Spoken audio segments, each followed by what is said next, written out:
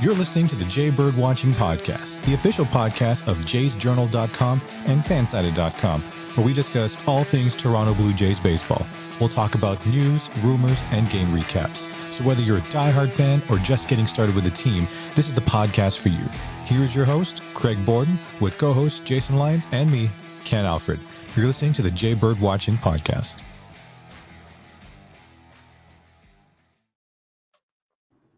Good evening, Blue Jays fans, and welcome to a very special edition of Jay Bird Watching. I am your host, Craig Borden. As usual, I am here with Ken Alfred. Ken, how are we doing this week? I'm doing well here, and it's funny, here in Ajax, Ontario, Canada, we'd actually had a really good day in terms of weather-wise. And so I got to pull up my Fahrenheit to Celsius calculator here. It was 60. There you go. As I say, it was a good 72 here. So like you said, very nice, very beautiful. Although I have a strange feeling it's not quite as beautiful where our guest is. She's obviously in the wonderful city of Dunedin. Mo Freaney, how are we doing this evening as you join us from the city of Dunedin? I'm doing good, and it's actually beautiful. It's like, I think, probably low 70s here today, and it's a gorgeous day. We've been through some ups and downs with the weather, in terms of cold and warm, but I think we're going to settle into the 70s hopefully for a little while. So nice. Yeah, which is perfect baseball weather. And I've been watching on TV. Perfect. And I think we even saw a Vladimir Guerrero Jr. home run today, which was very exciting on TV. I swear to God, I wasn't watching it on my phone at work. But on that note, we are here to talk with Mo today about just Blue Jays fans making any migration down to southern, below the border here in Canada, and enjoying some fun in the sun down in Dunedin, Florida. And we are going to talk all things Blue Jay history and whatnot in the city of Dunedin. And Mo, why don't we just talk and start there with where you have been apparently more central to this whole operation than I was reading in your profile. You've been working with the state of Dunedin for over 20 years, right? I'm going to take you a little way back. I'm going to just say that, I was born in Salamanca, New York, not too far from Buffalo, got lots of cousins in that area. We traveled to Toronto quite a few times when I was younger, and I would have never thought I'd had this amazing relationship with Toronto and the Toronto Blue Jays so much later in life, and then I actually worked as a staff person long before I got on the commission. I was a risk manager in the early days of the Blue Jays. And, I can still remember I would go to the Blue Jay Stadium at that time. And it's probably like in the late 80s, early 90s. And I'd hang out and sit and do some work by myself in the stadium and just take it all in. So, and I used to take my dad in the early 2000s to the Blue Jay games. And we were in the middle of negotiations at that time. I still remember 2002 negotiations. And my dad said, well, Dunedin can never lose the Blue Jays. That would be crazy, wouldn't it? They're such a part of Dunedin. And so they're in my heart. Blue Jays are in my heart. Nice. And that's great to hear. Yeah. So I have a quick question. So how important are the Jays to Dunedin right now? Because I think for a lot of this just casual fans or even hardcore fans, we always antithesis of Toronto Blue Jays, Dunedin is kind of like a marriage that's been going on for a long time. So talk about like how important it was and all that sort of stuff. Well, yeah, so just kind of hitting on the marriage theme, I'll say that, we're literally in our 48th year of marriage. So we're coming up on that 50th. So, the golden one. But, it started in 1977. We're in the 48th year of the partnership. That's the only major league franchise that stayed in one spring training home. It's been an evolution. I actually just talked to our former mayor, Manny Kutsarias, recently, and he was saying, to tell you the truth, Mo, because he was there at the time when they were originally coming, and he said, we probably had no business trying to get a major league baseball team in this town at that time. But, they started it out, and you never know where it goes, because now it's just, it's amazing. We're into a new 25-year agreement with the extensions that could go 10 years, which would mean till 2056, the Blue Jays could be here. So, but and then when you take off on just Canadians in general, they're just part of our fabric here, the Canadians. And of course, if you look at the statistics for our visitors to Pinellas County overall, in Pinellas County area, the Bay Area, it's like 500,000 Canadians come every year, and they spend about $500 million. So, I mean, but despite that, I mean, we're proud to be the second home for a lot of Canadians as well. And I mean, they're just part of us. They're family. We've just kind of been one for so long. And when COVID happened, we really missed everybody, and it was great when they came back. To that point, Ken, just being the weird American Blue Jay fan and being somebody that's been to Dunedin as many times as I have been, I thought it was rather ironic that I think it was outside of Flanagan's pub. It said they speak Canadian, eh? There's a bunch of signs. Yeah. Oh yeah, trust me. Everybody. Humor. We know when the Canadians are coming, and everybody's ready with their stuff, so that's good. But to that point, it is fun, and every time I've been down there, it's just a million one great things to do. And that, but to that point, you mentioned the 48 years. That is as old as this franchise. The Blue Jays have not been anywhere else where I can't say that for all the other minor league teams for the Toronto Blue Jays. And just even the last couple of years, I was good friends with the people that were in the Lansing Lugnuts organization, which are now part of the Oakland Athletics now, wherever the hell the Oakland Athletics are going to play in the major leagues in the next few years. So it's like you said, that's got to be one of the very few, if not the only team in Major League Baseball that's been so married for as long as they have been to a town. And I love that fact. And it always has that great vibe. And if you went to Exhibition Stadium, it sounds like at that point, it's always had that small vibe to even the Blue Jays growing up, and you've been right there growing with them. Yeah. And actually it's funny because with our new stadium, I was thinking when I was thinking of talking to you guys tonight, I'm thinking, well, what makes it so special? And you kind of said it a lot. I mean, there's not a bad seat in the stadium now.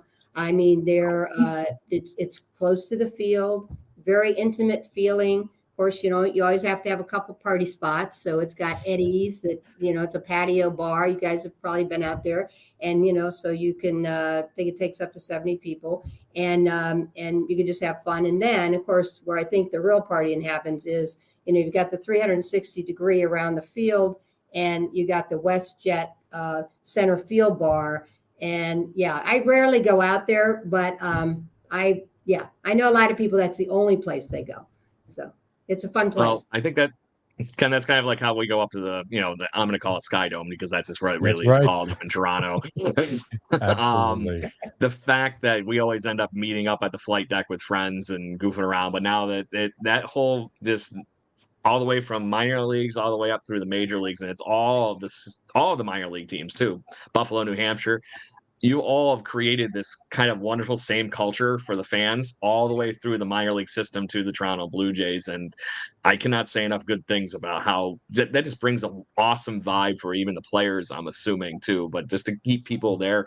I've been to plenty of DJs games where I've seen just as many of their players coming up through that system. And I think you hit the nail on the head, Mo, that you are so much closer in your ballpark right there in Dunedin than I have ever been for any even minor league baseball team. So I think that is the big piece.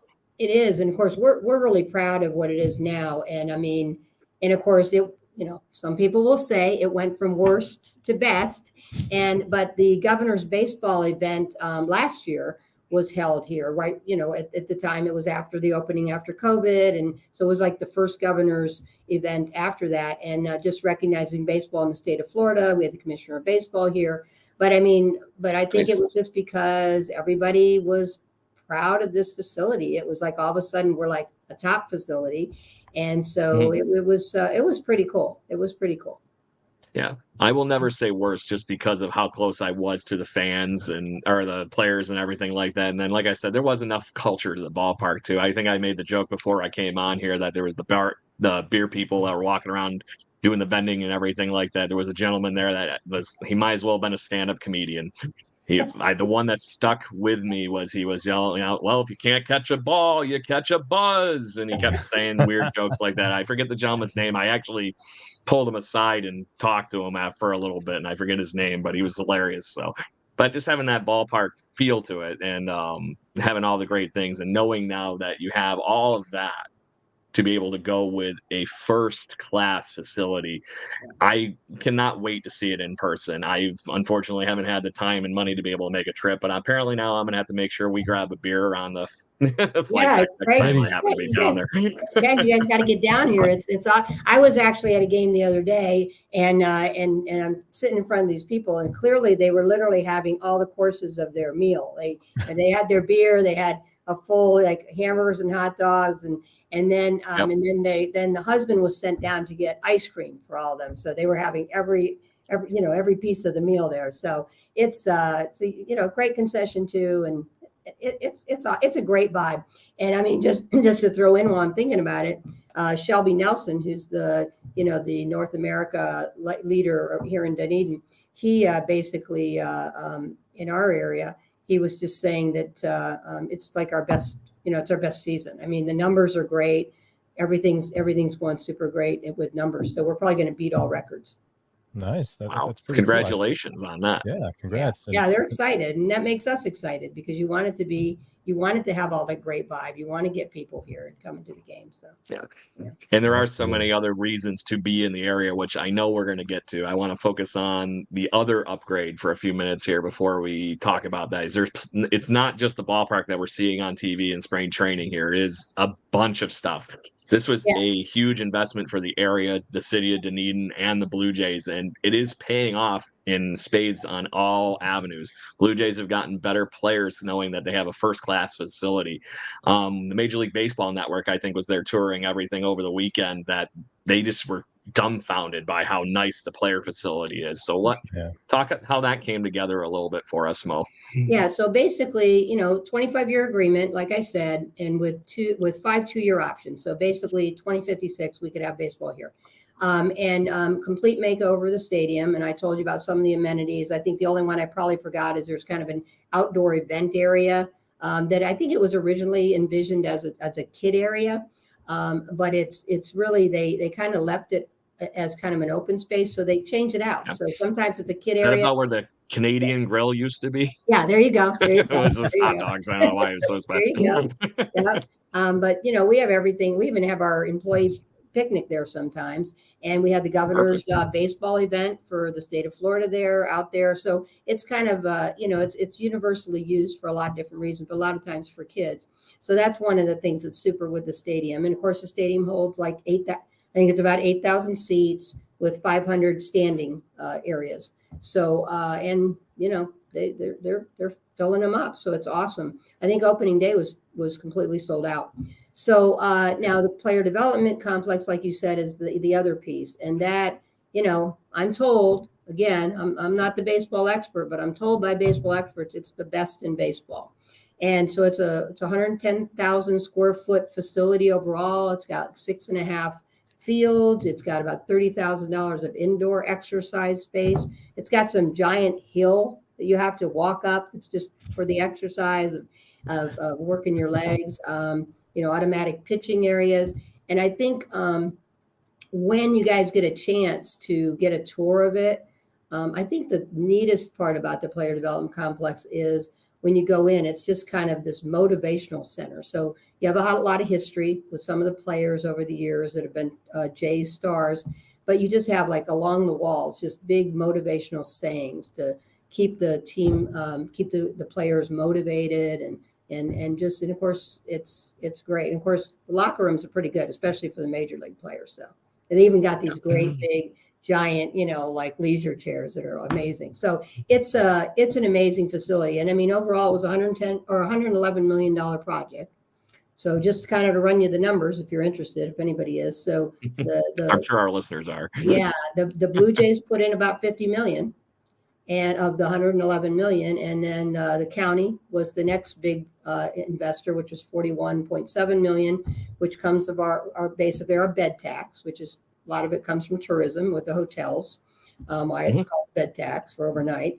And then the state put in 13.7 million, and the city of Dunedin, with its 38,000 residents, we put in 6.1 million, which a lot of that came from penny for Pinellas tax. So we got this amazing 2 facilities, really, the stadium and the player development complex. And for the citizens of Dunedin, it's this great asset now. But and of course, people are just super jazzed about it. So. Yeah, it's actually. I can pretty tell cool, you, actually. I'd be living at that ballpark if I was living in Dunedin with you. And I actually have I some was gonna friends that say, live not too far same from where here. you are. So, Funny story that's the is, reason I go down. yeah, when you talk about living close, it's just funny because when I originally ran for election as commissioner in 2016, it was before the signing of the 25-year agreement. So I was going to neighborhoods, going to people's homes, and I'd always ask them, how do you feel? Especially in the neighborhoods close to the stadium or close to the player development complex, because they're two different neighborhoods. And I'll tell you what, like people, they were excited. They wanted it. They wanted the Blue Jays. They love the Blue Jays. And it was overwhelming. I mean, it was just it was an easy decision because it got made more affordable for us as a small community, because we couldn't afford a lot of money as a small community. It just kind of came together, but people were super excited. Yeah, no, that's pretty cool. Actually, let me ask a quick question there, Craig. So Mo, this whole facility, which is beautiful and everything, was there anything that people wanted in there that we just couldn't get this time, that's going to be built a little bit later on? Or how does that, I'm just kind of curious, because there was a lot of money invested into it and it's like top end facility, but was there anything that people wanted that they just couldn't get it for this one? Yeah, well, if you ask the Blue Jays, they might give you a different answer. Obviously, when it came to the player development complex, I mean, there were things actually the Blue Jays added after the fact.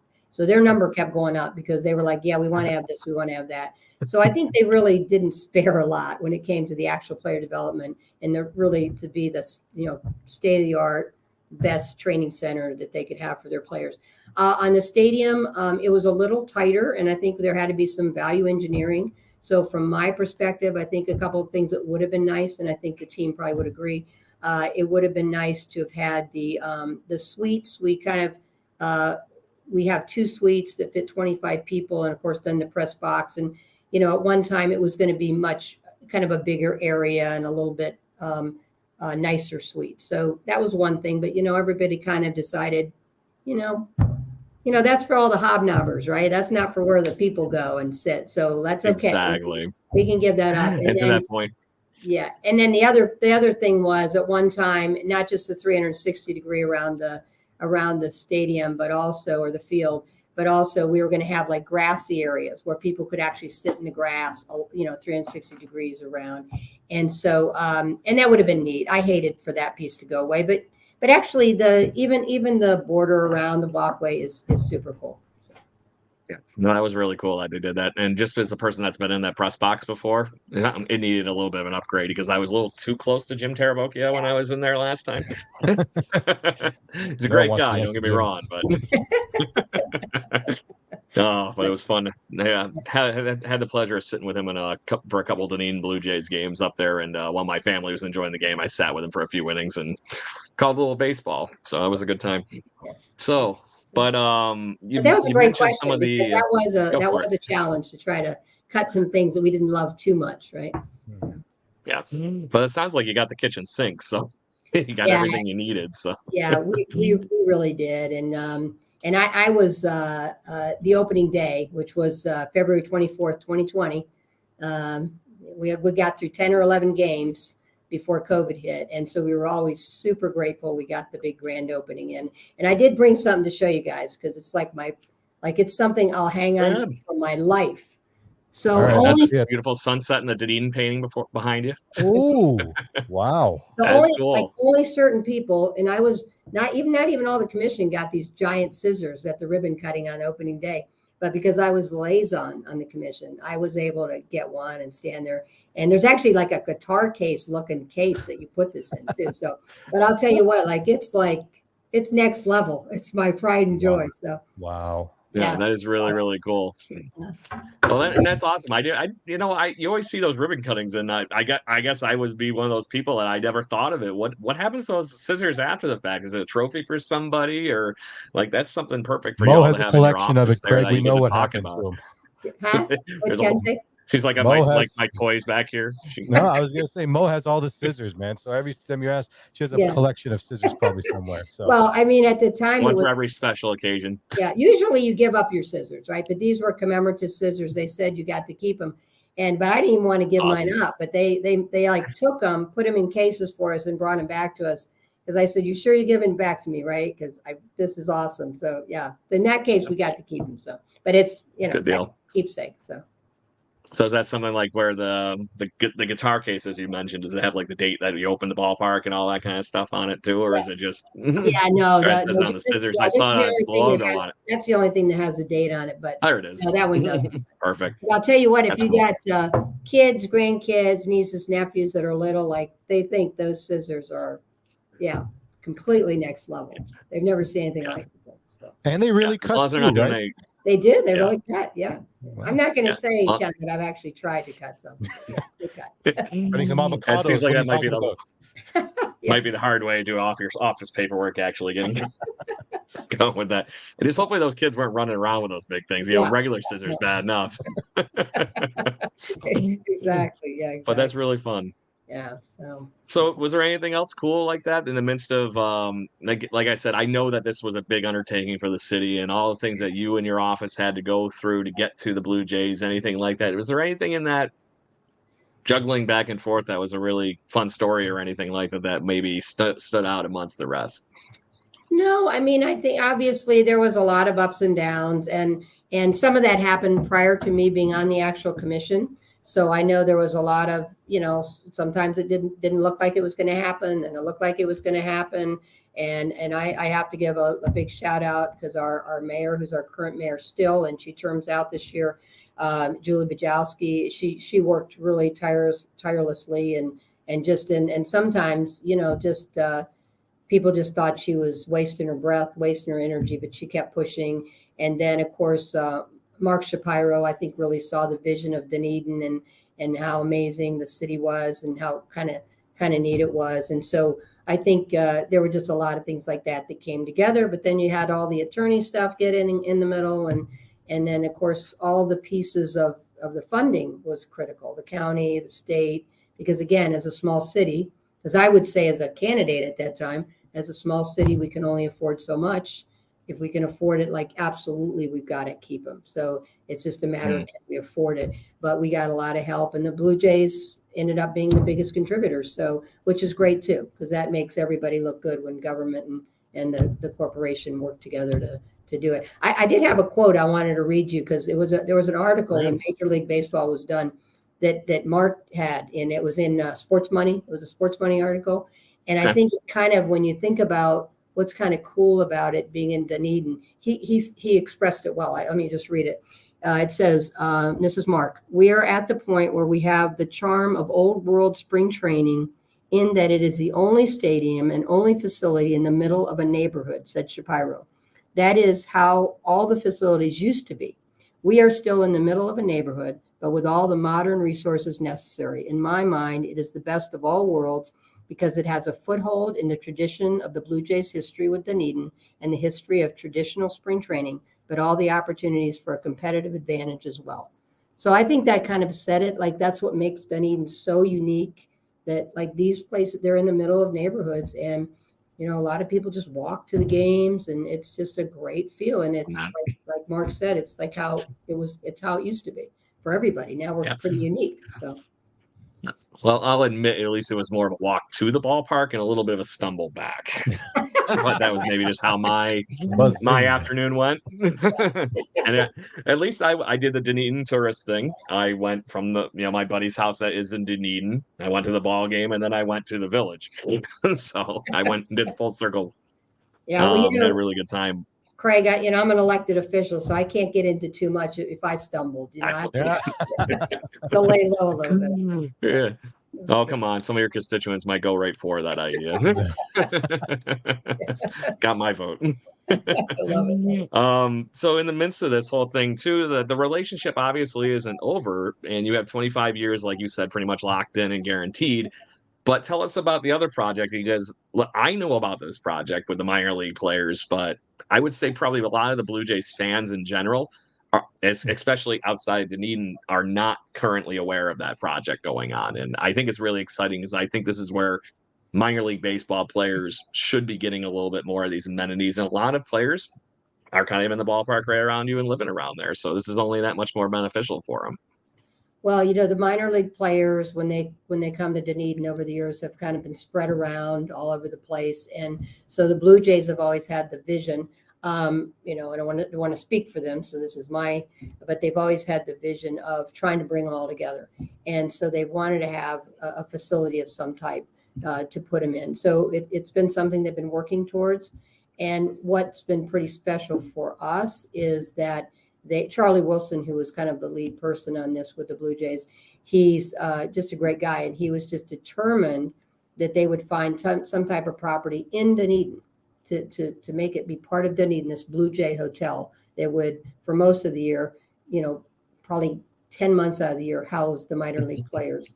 So they continued on, and of course, one of the things we don't have a lot of in Dunedin is land, because we're pretty built out. So they kept on the move. They found a place on Dunedin Causeway. They actually, I think they started on one side of the street, and that didn't work, and they moved to the other side of the street, and then they had problems kind of fitting it in. I think the commission actually said no 3 times, just because we have to be careful, between traffic and the look of a building and the density, for our citizens and our codes. But boy, they kept at it till they got to yes, and the commission was excited to be able to say yes, and so they're probably about halfway built now on Dunedin Causeway for the facility. That's I don't know the number of units. I forget that, but I think it's like a 2 or 3 story. Underneath, it's got parking. For the most part, they won't have cars because they're the minor league players. So what will happen is, for the most part, they'll have, which was great for the traffic issues, because for the most part, there'll be a big bus that'll come in the morning and take them to the player development complex and bring them back later in the evening. And I'll tell you again, the Blue Jays, just amazing corporate citizens, trying to think of, how can they basically build this, but also be a good citizen, a good corporate citizen for the rest of the citizens in terms of all the traffic issues, including, we have a lot of restaurants on the Causeway, and Mark Shapiro himself said to me, Mo, if there's certain times the players shouldn't go there because there's rushes of the other citizens and visitors, we can make sure to send our players at certain times. So again, always just trying to think about how they can best fit the community. But again, how neat is that to, have the stadium, have the player development complex. And now, because they wanted it so bad, we will have this Blue Jay hotel on Dunedin Causeway and have all the Blue Jay things in our community because of this marriage. And I'm going to start calling it marriage, because it's There we go. what it is. I think you're accurate with that. When you've been, like you said, almost 50 years at this point. That's my grandparents were married that long, God rest their soul, but that's how it is. That's where you're at. I just do have one quick question, and I didn't know if you knew this or not, but this is the Blue Jays flip side of that coin, like you said, with the minor league complex and everything for the players. Blue Jays were actually the first team in the last few years to actually break that whole picket line kind of idea that the owners were holding out on paying the minor league players more appropriately for, just kind of like a living wage kind of thing. Blue Jays were the first ones that actually really drove that conversation. So I'm not shocked they're taking this next step with all of you in the town of Dunedin and everything, and just closing the circle up, right? They're, as a guy that knew he couldn't make it and would have been playing independent baseball league trying to flip burgers at 5 places. I know how hard that lifestyle can be. So anything that you can do to keep helping out, it's all beneficial for everybody. Yeah. And when you say that, what it kind of brings to mind is, relationships as they evolve. I mean, there's just special pieces of it. And I said this recently, that the leadership of the Toronto Blue Jays, and I say this with all my heart, they're strong business people, and they're working for the good of the organization.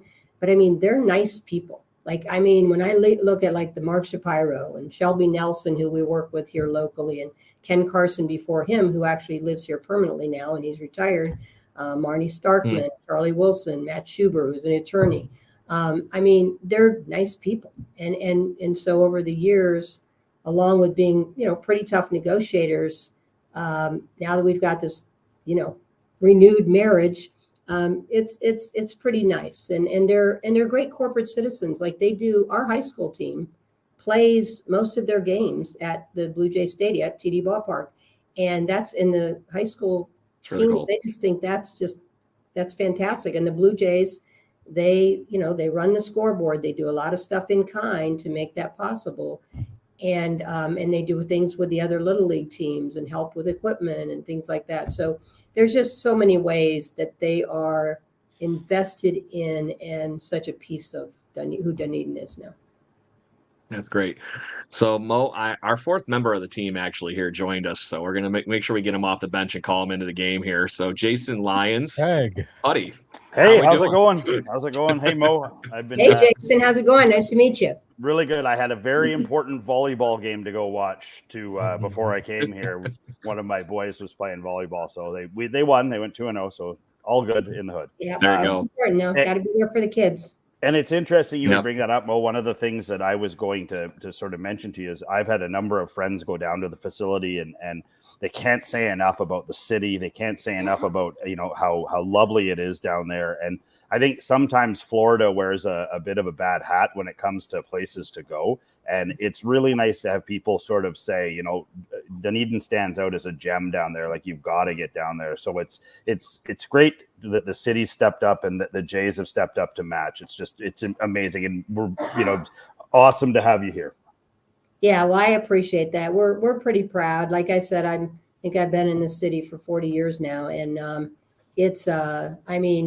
actually said this recently to somebody that I can remember like 25 years ago, our local newspaper did a thing that they asked Dunedin residents, say what's special about Dunedin. And I'll bet, like, even though there was half the amenities that we have now, I mean, there in downtown was nothing, right? It was just building. It was beginning to build. And it was just on the early stages of growing into something. And, I'll bet you would get the exact same statements from the people of Dunedin about their pride and the specialness of Dunedin even then. But now we're proud of our place, and there's a lot for everybody. We're a really super welcoming community, and we're proud of that too. I personally rarely get out of our bubble. Some people say, "Oh, Mo, did you go to this place in St. Pete?" I'm like, yeah, no. That means I got to leave my bubble. My bubble. Mo, do you know where I am? I'm in Vancouver, BC, so I'm in Canada on the farthest other side of the country. I'm just 3 hours, you're a long way away. 3 hours north of Seattle. Like it snowed yesterday. Like no joke, it snowed yesterday.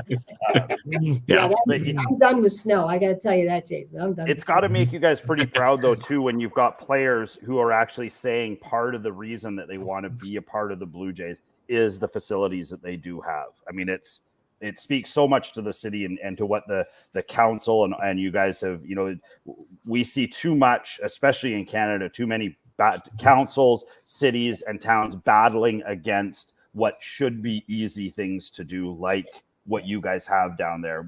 We have a beautiful ballpark here in Vancouver called Matt Bailey, but it's constantly a battle to keep that building right and being treated properly. And so it's a real credit to you guys to what you've done down there and what an amazing facility it is. Yeah, and I just give the shout out to the partnership overall. Yeah, it takes a lot of players, including the county. County's been an amazing partner in helping make this a reality, and of course the city and the Blue Jays and the state put in as well. So it's taken a village, but our community definitely, from the perspective of embracing the Blue Jays, I mean, they so embrace the Blue Jays and our Canadian visitors. We love our Canadian visitors. Yeah, absolutely. Well, you're welcome. Speaking for the Canadians, you're welcome. Yeah, and we're trying to organize a field trip next year, I think. Yeah, you guys have to. I always said too, like the one thing that I kind of love that the Blue Jays are with Dunedin is that I love that it's another country. I just love that, it's not just another team from a different city. It's another country. And so and all the things that come with that's just really kind of special. So. Yeah, the international feel of baseball, that really makes it even more like when you've got a pitcher from Cuba and a player from Panama and, a guy from Australia and all over the globe. And it's turning into such a global game that, when we do, like, we're very lucky sometimes when we get NFL games that come up and cross the border. They've done it in Ontario. They've done it here. And I always find it interesting to see that international edge of the game and just being able to have a nice place to go play where it's warm all year round, Yeah. Right. So and that's the wonderful benefit of being around Dunedin too, because against Blue Jays, if you wanted to be the baseball tourist, you can literally go to how many towns within a quick stone throw away at that point. The Yankees and the Phillies the Phillies feel like they're 5 minutes down the street mode. Yeah, I was gonna say, Craig, I actually have that. Dunedin's ideal spring training. It's less than an hour travel time from spring training sites of Phillies, Yankees, Pirates, and Orioles, and less than 2 hours from Twins, Red Sox, Tigers, Rays. So so you do. It's kind of ideal, but yeah, no, that's pretty cool. And just so I have a question, Mo, for you. So you are the official liaison as being like a vice mayor of Dunedin to the Toronto Blue Jays. Can you explain what are the duties of the liaison role that you have? It's just kind of anything that that it has to do with something that might be city. And I actually had one of the Blue Jay guys call me about a code issue today that they needed to make sure they understood what they could do and what they couldn't do, and they were confused. So they kind of called me, and I kind of made sure that we got some clarification on it. Obviously, when negotiations were going on, and that's when our current mayor, Julie Wojcicki, was the liaison. She had the hard work because she was right in the middle of the tough negotiations. I kind of came in when it got a little easier, and then sometimes with our high school and schools, they're just communication wise, there might be some things. Now, like early on as a liaison, I did some things to help that relationship right after the beginning of the new contract. But truthfully, they're on their own, doing great. I mean, the high school and the Blue Jays are just they've got great communication. They don't need me in the middle. And so it's, in some ways, it's kind of the easiest job in the world. And then I go and, I usually see Mark Shapiro when he's here for spring training. And when we go up on a Toronto trip to see a couple games up there, Mark and I have a meeting just to say, hey, what any issues going on from the city side, from the Blue Jay side. So it's just kind of keeping the lines of communication open. So, but really, I got to tell you, Mayor Wojcicki had the hard job. I got the easy job. So it's a pretty easy job. You're basically the fixer. To that point. That's what it is. Yeah, it really is. It is.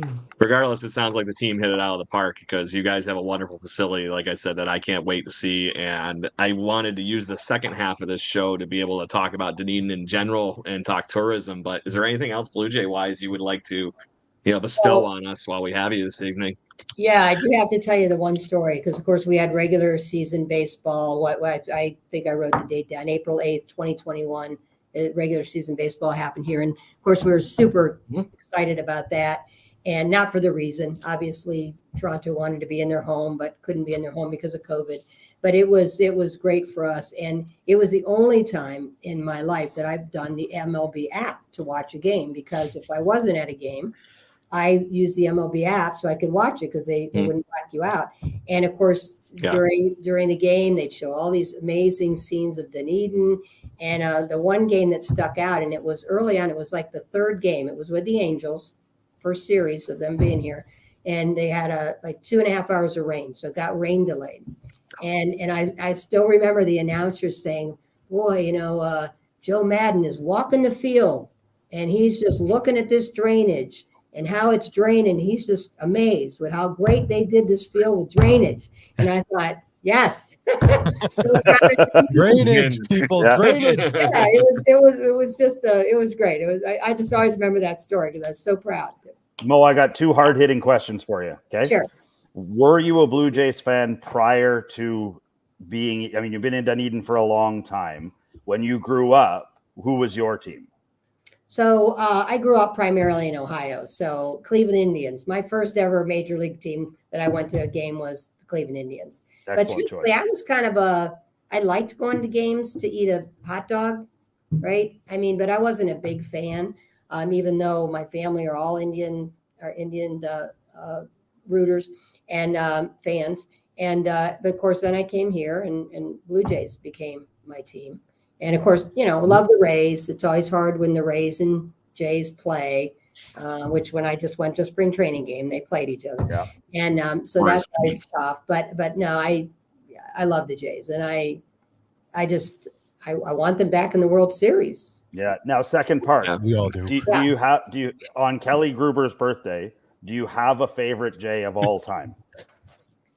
Like I know that's hard, but It's Kelly Gruber, very Jason. broad category. I'm answering for Mo. It's Kelly Gruber. Yeah, I really don't. So I'm just going to have to say it's Vladdy, because my two great nephews who are big baseball fans, the last time they came here, if Aunt Mo didn't get them a Vladdy shirt, yeah, there was going to be a problem. So Big they trouble. were both excited. So. There you go. And you can't go wrong with Vladdy. Yeah, you can't go wrong with Vladdy. no. Only thing better is No. Kelly Gruber. Just saying. But That's anyway, move on, Craig. So, but as far as, like I said, I wanted to talk to you about the town and the city, everything around the area and whatnot, because as of somebody that has been to the area a bunch of times, and I know it's even grown up since, like I said, I haven't been back down since like you got to break in the new ballpark and COVID and everything.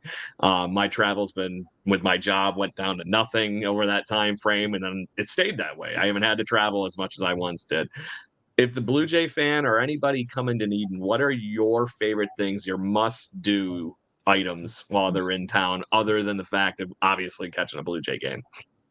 Well, I mean, boy, there's a lot. I mean, there's as I say, there's a lot of spokes on our wheels, but obviously the beaches draw people immediately, and we have two, winning beaches. They're always tagged as some of the best in the U.S., which is Caladesi Island and Honeymoon Island State Park. Caladesi, you have to take a ferry to get over to it. It's very unspoiled, and usually Caladesi is the one that gets named as one of the top beaches. And then Honeymoon Island is great in itself. So those are very popular places for people to go. If you don't like to go to those beaches, the lead in, for those of you who have been here, the lead in to go to Honeymoon Island and Caladesi is Dunedin Causeway. Now the causeway it's not a true beach. It was man-made, but there's lots of area where people hang out and we'll launch things, and we kind of call it the Wild Wild West. So if you don't want to go on the real beach, like almost anything happens out on the Dunedin Causeway. But it's fun. So really beaches obviously right off the top. Our downtown. Our downtown, we're very proud of it. It's quaint, it's charming, lots of restaurants, shops. So I think we're up to 8, maybe 9 breweries now. Mostly all locally owned things, which we're very proud of that. It's not a lot of brand things, it's locally owned. We've got the first ever microbrewery in the state of Florida, which has been in existence for 25 years. And actually they have helped other breweries come into Dunedin, because more breweries, people want to come and do more breweries in a day. So Refresh my memory, which brewery was that? The Dunedin Brewery is the first microbrewery. So yeah, I couldn't remember. I thought that was it. I was just like, it's gonna be one of those things that sounds too easy that I was gonna get wrong. Yeah, I know. It is kind of easy, right? Dunedin Brewery. So yeah, and actually there's a bunch of them now, and I'll just get in trouble if I start naming them and forget people. But the one I'll just make a comment, because I just saw they're having a big party there, called the Caledonia Brewery. And that's pretty special, because we really believe and treasure our history, and that they're having the 100-year birthday of their building. So it's a 100-year building. It used to be the old Dunedin printing building. And so they're going to celebrate and have a big party. And so I'll name that one. But other than that, I'm going to stay out of trouble. Of course, go ahead. I'll keep going. You're more than welcome. I said, I would love for all our Blue Jays fans to be able to know where to go and what to find. And we have like I said, just because we always market this show as the barroom chat for Blue Jays fans doesn't mean it has to be all about bars. I will say that those 8 breweries were the reason I was stumbling around your town, but that's besides the point. Well, because of your tagline too, and I said this to Craig before we went on live. I said, I'm in a city facility, because I really wanted to be holding, maybe a craft beer or something. But but Sue wouldn't let me. Our communications person's like, oh, come on, Sue. Ooh. not true, not true. The one thing, honestly, I really actually, because my friends live in town there, that I was actually shocked by, and maybe it's just because I live here up in Rochester, New York, and maybe this is the Florida vibes getting in on everything. The fact that your town is so friendly with having dogs around town. There's a couple of places I was able to wander in and out of with my buddy's dog, Kaser. I didn't think anything of it. He brings the dog with him everywhere, and I'm like, that's a little odd. I wasn't expecting that, but it was really cool to see that kind of environment and just like I said, a hometown feel to it and everything like that. I thought it was great. Yeah, we're also tagged Dog Eden because we really are very dog friendly, and of course we have a lot of. There's several restaurants that have dog and cat pictures, murals on the side of their building, and a quick funny story because at one restaurant, I won't say the restaurant, that'll get me in trouble. They were painting. They were doing some remodeling and painting the outside of their building, and it looked like they were ready to paint over the dogs and cats. And I actually had a friend of mine call and say, like, Mo, like, what's the city going to do? They can't paint over that's my Fluffy or whatever. And I said, well, it's private, so we can't really do anything. But here's what I think you should do. I think you should get off the phone with me and you should call the manager. Go talk. Which he did. And the manager said, oh, no, we're not going to go that far down. We're probably going to do it eventually, but not now. And I thought, yeah, smart manager. Don't take over there would be the the political correct answer. Yeah. Leave Fluffy alone, people. Just remember. Yeah. So, I mean, some other things to do. People love the rooftop bar at Fenway, which is an old historic hotel as well. Opened in the 1920s originally, and then it was a lot of different things. It got restored, by Marriott as a signature hotel. And we have pipers on the pier. Scottish culture is huge for us here. So Fridays and Saturdays, we have a pipes to the sunset and on the pier, and that's become really, really super popular for people. And of course, Dunedin can do special events, some of which do happen during spring training. We've got St. Patrick's Day coming up, and that thing gets bigger all the time, and lots of fun. And Mardi Gras, we have Highland Scottish Games, the Pinellas Trail. Golf carts are huge in Dunedin. People love their golf. That one I did notice. Yeah, it's huge. Yeah, we have a Welcome Back Blue Jay golf cart parade for the Welcome Back Blue Jay event. Kind of That's awesome. Comes in, and everybody decorates, and the Blue Jays give like season tickets for spring training for the winner of the contest. Nice. That's awesome. So it's great. And of course, we're very artsy. We have Dunedin Fine Arts Center, but we also just have a lot of public art, and we have our famous chandeliers now. People have outdoor chandeliers they put in their front yard. They paint, we have oranges that you paint on your house because of our kind of a nod to our orange groves of the past, because big on history. So historic homes and our historic train station. We got live music everywhere. Okay. That one I definitely noticed, and that was awesome. Yeah. I was expecting, as I stayed there with my friends like for a month the one time, just because I need to get away from being in El Paso, Texas for my job for more than a week. So I went and stayed with them. I couldn't believe just on weekdays, everywhere I went, there was somebody playing, and it was just, like I said, that vibe was awesome, and I loved it. And I stumbled onto Dunedin, obviously, because of the Blue Jays, and my friends just moved to Tampa when they left New York State. They came with me for a day to go visit Blue Jay spring training and wander around. And when I came back the following year, they were living there. Yes. So this is how it works. So that is kind of how it works. But, for me, it's funny because when I first came from Dunedin, I came from Kent, Ohio, okay, right out of college. And Kent was a population of about the same number of people as Dunedin. And it was half students, college students, and half townspeople. And I came here, and it was just, there was nothing going on, nothing. I mean, and it was just, anyway, I thought, I'm not going to be able to stay here very long.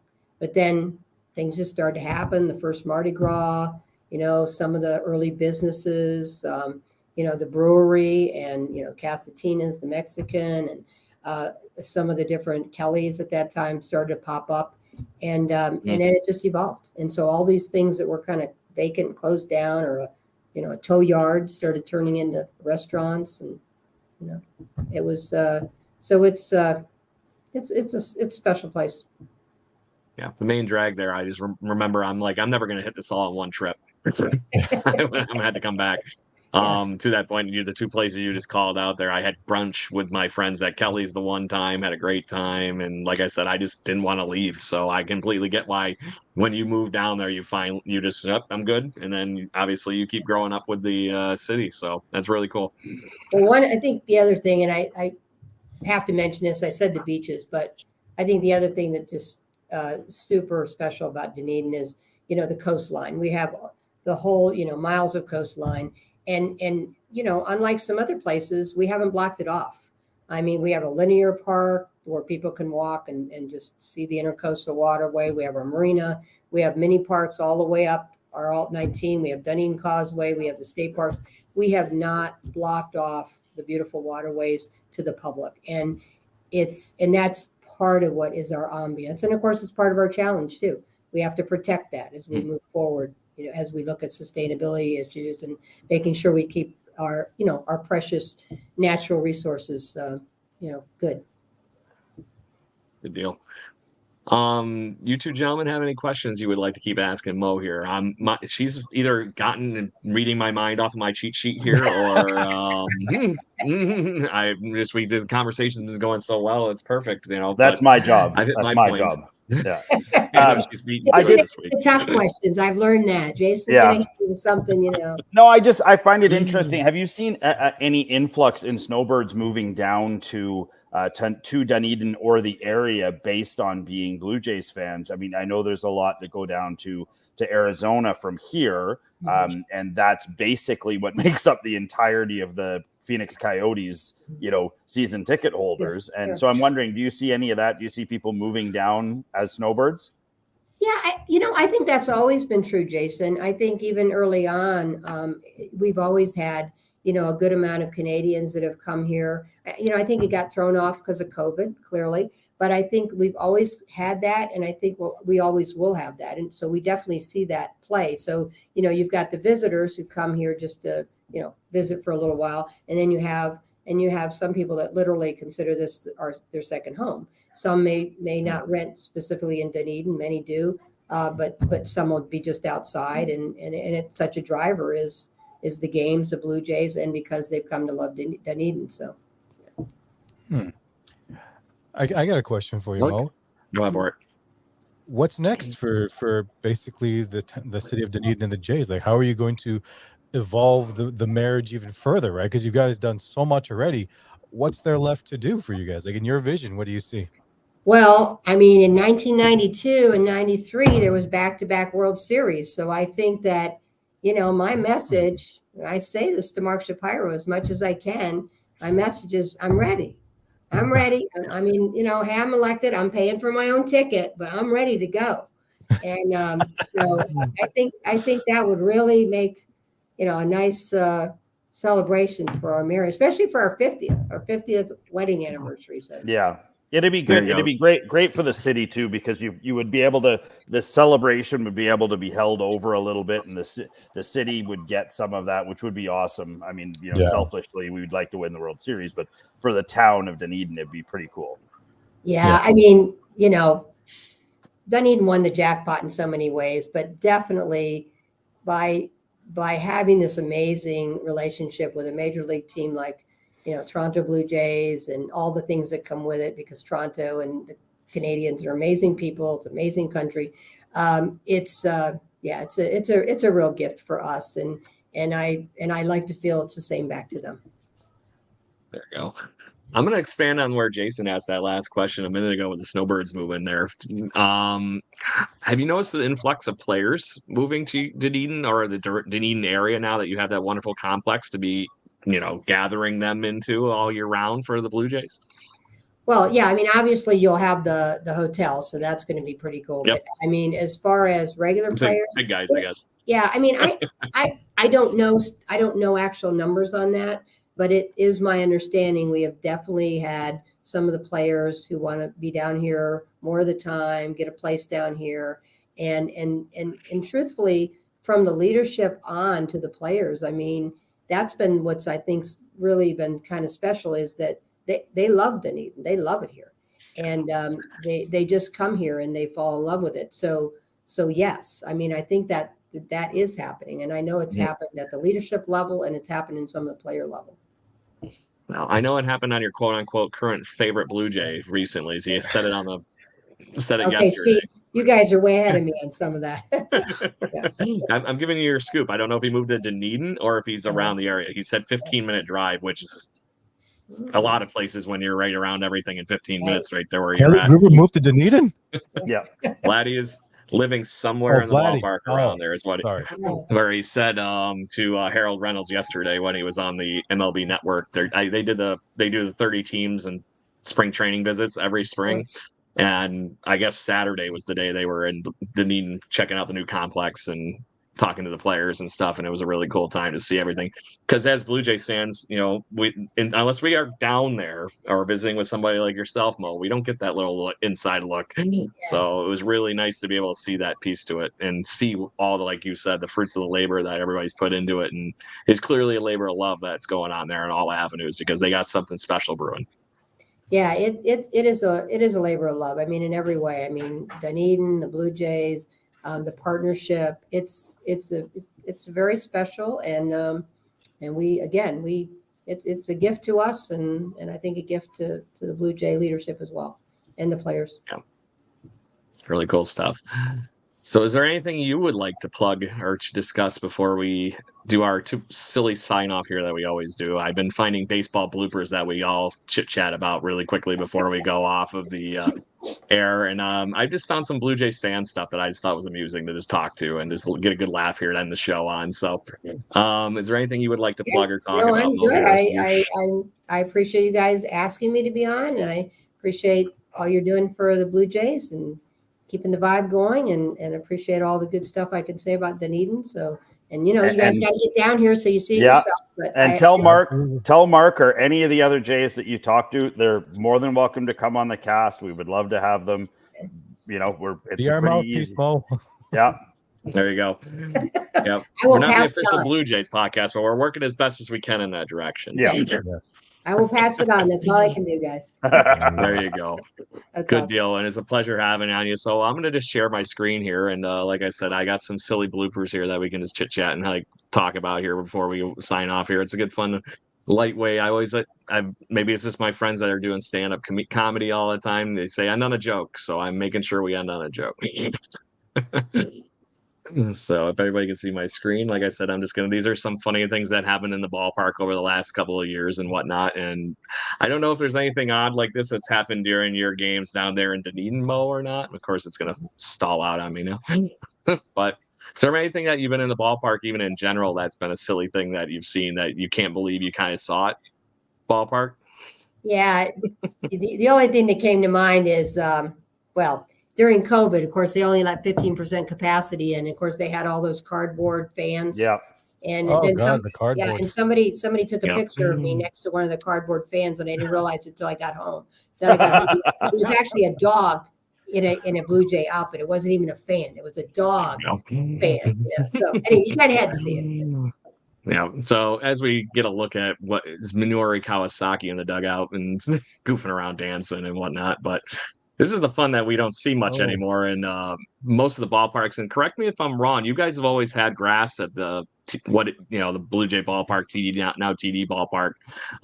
You don't see these kind of things south of in Florida where the ball bounces all over the place. Or saw one of those the other day. Wow, it's just fun stuff that happens when you're getting ready for the season and whatnot. And that one tore the ball off the cover. Wow. So. Wow. But these are the kind of silly things that just all day, every day in Major League Baseball, there's a reason you practice. There's a reason spring training, and there's a reason that we get all the wonderful players that we have going through the minor league system. Oh, geez. Sometimes things just happen. So I appreciate that's a hell of a play. I appreciate so much just watching some of these guys the humility that they play with when they're in spring training, realizing, that everybody can make a mistake. And I saw George Springer run. I can't remember who botched the ball at one, but he ran in and, gave him a tap to sort of say, hey, don't worry about it, buddy. It happens to us all. It's happened to everybody. So it's it must be such an amazing feeling as so many kids make their first step onto an MLB field in Dunedin. It's so many kids' dreams are realized on that field in Dunedin, as the first time they put on the uni and the first time they do all that stuff. So it's a pretty cool thing. Wow. Yep. I'm just taking it back. As we end on Edwin Encarnacion throwing a bat into the stands like he tended to do. Swings hard in case he misses it, right? So, oh, man. But there's always something to see at the ballpark, whether it's a silly thing happened tonight, grab a hot dog and an ice cream like Mo was talking about earlier, whatever it might be. But that's how it is, and I'm just glad we all get to be a part of it and get to watch. So, and I'm just going to say, Mo and your team, thank you very much for keeping the Blue Jays in Dunedin. I cannot say enough good things about that happening. And it's like you said, it's the perfect marriage. There's a reason it's going to last well more than 50 years at this point. It was 75 by the time it wraps up at this point. So that's really, really cool. Right. So thank you very much for being on the show tonight. We appreciate it. Anytime you want to come back on, you are more than welcome. Great. Share Thanks more for having me, guys. Thanks a lot. No See you down problem. here. So that is going to happen in the very near future. I'm going to make sure of it. So on that note, Blue Jays fans, thank you very much for listening to us. We have had Mo Freaney, and apparently Sue is still hanging out in the background. Great having you. It's been a pleasure having you both on the show this evening. And Jason and Ken, obviously, thank you very much. We have a tradition of ending this show with something funny enough that happened during the COVID years when we were down in Blue Jay land, down in Dunedin.